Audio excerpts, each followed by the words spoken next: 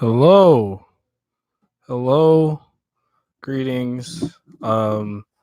This is me attempting to do not necessarily another new format, but just being able to get a video out these days has been partly a little bit difficult as I guess the length of my recordings are not exactly conducive to my PC or my phone.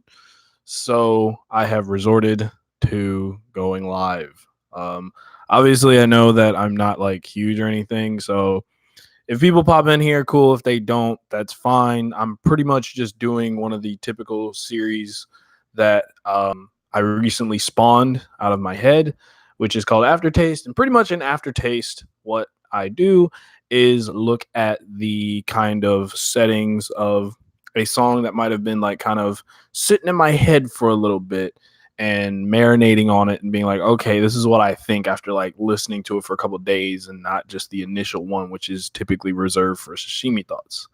So this is a little weird only because it's live and I'm totally cool with interacting with anybody as they come in, but pretty much it's going to be me kind of rehashing what I was thinking in the sashimi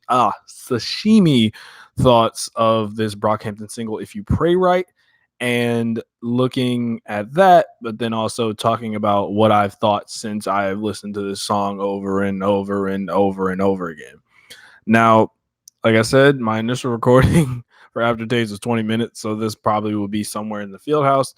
And like I said, if anybody pops in here, it's cool. Right now, it's just me, and I am totally fine with that. I would just hope that this audio is working because I'm gonna be really sad if this audio is not working. Like I'm gonna feel really silly. What is that? No. We're good. We're good. Um, so yeah, Brockhampton has been releasing some singles in anticipation for their album Ginger, and these singles will always be featured there. The first one was I've Been Born Again, which I felt pretty much resembled imperfect reincarnation, sort of the human aspect still finding a way to interfere, and how that was illustrated by the guys. Meanwhile, If You Pray Right seems to be I boil it down to, instead of reincarnation, still having religious imagery, but this time sort of applying it in a critique slash advice format, looking at pretty much how people have a certain hope or a fantasy that they wish to be fulfilled. And usually how they fulfill it is by pretty much bringing along the idea of just, if I pray right, if I ask the magical wish box master in the sky, maybe he'll just give it to me. But that's not always the case. People tend to want to chase instant gratification, but the problem is that kind of gratification is a bit lackluster, as once you do achieve that instant gratification, you're typically going to be trying to find something else that will satiate that burst of serotonin, and not really something that is good to really get addicted to, just because you're always going to be upping the ante. Well, if I can do this, I can do this. And for these guys who are creative musicians, that's especially the case, because I think what they're looking at is the fact that it's not that hard to really start. And the problem is people's general potential laziness slash apathy towards actually working towards something is what I think can be particularly irksome, especially the guys who kind of created their own success. As anyone can tell you, it's never always an individual effort, but it is something that anybody can find themselves going, oh, I should probably just like, you can fall like ass backwards into any kind of success, but you can also work hard and actually sort of kind of earn it. I mean, the universe is not necessarily the most kind thing in existence. It's not going to gift you everything, but yeah. And really, this kind of boils down to one line by Merlin: figure it out. And when you hear him say figure it out, he's sort of already done his kind of critiques. But if we're going through, I should probably do a quick prior thing, which is talking about talking about what happened with my sashimi thoughts and how I thought of the song initially. So what I thought of the song initially was that it was fun. It had this eerie kind of soundscape that was offset by these really funky, or not funky, but just really like kind of funny horns that seemed to really change it from feeling like a initially very serious song to something that was more akin to not necessarily lighthearted and sweet, but somewhere in the middle, almost kind of surreal, if you will. And that pretty much stuck with me. And I ranked the guys' verses, which is something I've just started to do with Brockhampton, I guess. And maybe I'll do it with other features and stuff and whatnot. But basically, as I attempt to save the life of my live stream, because, as a professional streamer, I totally am professional here. Basically, what I did was when I ranked these guys was I said, okay, let's take a look at these guys and let's decide who has the best verse. I decided that Dom had the best verse, and then from there was Joba, and then Merlin, and you can kind of pick and choose who you want for Kevin slash Matt. Kevin has a hook and Matt has sort of a transition verse. He's been kind of this ancillary piece instead of being like a full-on piece that people are like, "Oh, hey, here's a full verse from Matt." So I'm sure we'll get one. And the last one that I remember being particularly enthused by, if we're not talking about iridescence, was definitely 1998 Truman. 1998 Truman. And yeah, I just love the energy in that as well as Dom's. But here, yeah, as far as ranking the verses, it's really up to you how you feel on those last two guys, because they're not really verses. And after listening to this song for like a billion more days and a billion more times, to the point that I could literally breathe this song. I don't know how you breathe music, but I was breathing this song. I pretty much found that my rankings stayed the same and my overall thoughts just kind of expanded a bit, and it didn't really shift anything away from what I thought initially. It kind of just boom got bigger. And so what I thought was that pretty much it's a critique slash advice thing where they're kind of talking about the idea of wanting instantaneous success and the difficulties that come from that. Pretty much what happens is that, you know, you can't just ask for something to happen. Again, like I said, it can be boiled down to Merlin's line, figure it out.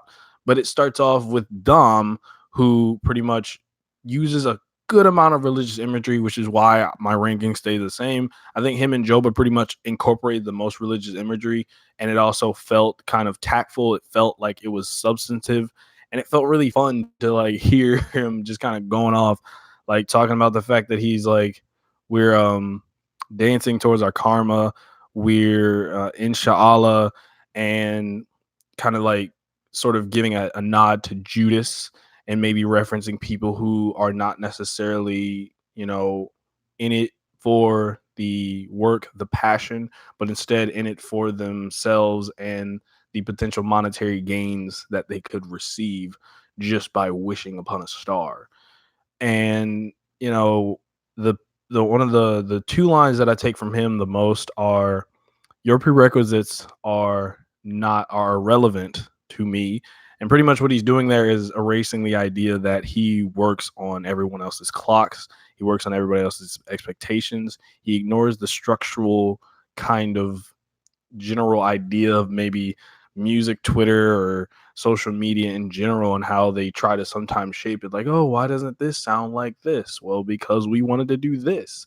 And, it's good to always embrace yourself as an individual and not let yourself get too lost in kind of what everyone else expects of you, which is sort of what it feels like this entire album's characteristics are going to continue to portray. And I mean, Brockhampton has always portrayed that characteristic of not really caring about what the rest of the world expects.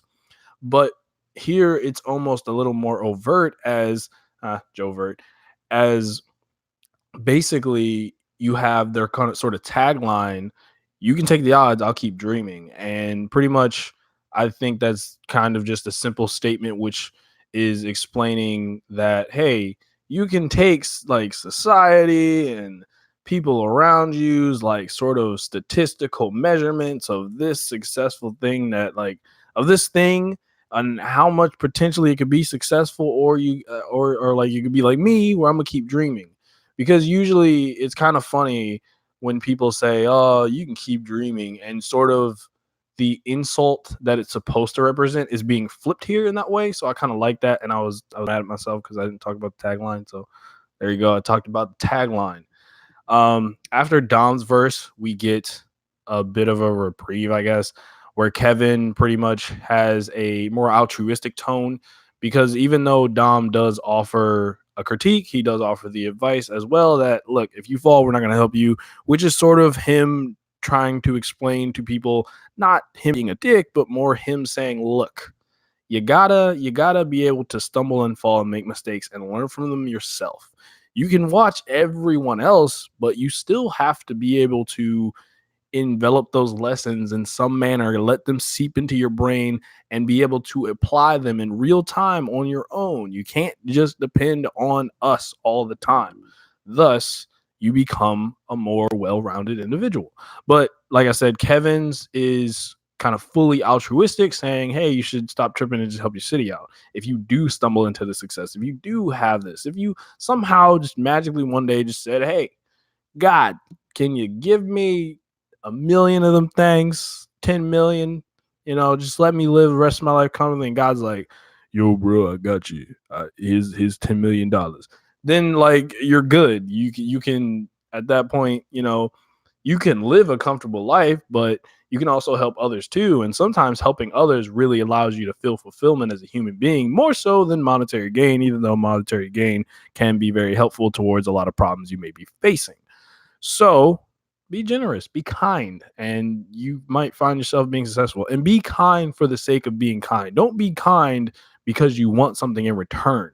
The moment you want something in return, the whole thing is stained by just a lot of avarice, and that's disappointing.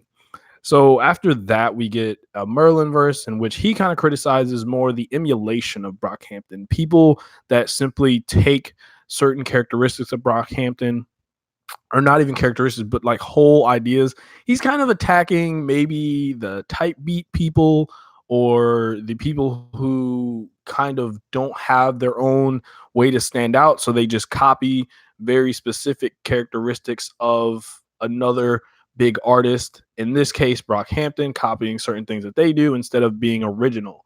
And while technically nothing's original because everything's influenced by something, it is the important distinction that you are influenced by it, but you don't let your influences literally fall off your sleeve and be the entire thing.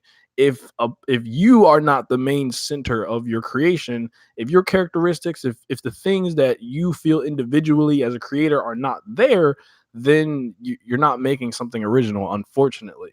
And it takes a lot of time to really develop your own style. So I don't think Merlin's saying that like, oh yeah, you, you can just copy us, but he's more saying like, look, bruh, you have to be able to refine your craft, make it something that is impressive, that is enjoyable, and be able to, again, like Dom said, if you're falling ass, we're not going to help you. Make mistakes, learn from them, and be able to start making more things. You have to be okay with messing up. You have to be okay with being valuable. The moment you expect yourself to be perfect, you are setting yourself up for frustration and angst. And nobody wants to be drowning in those. Trust me.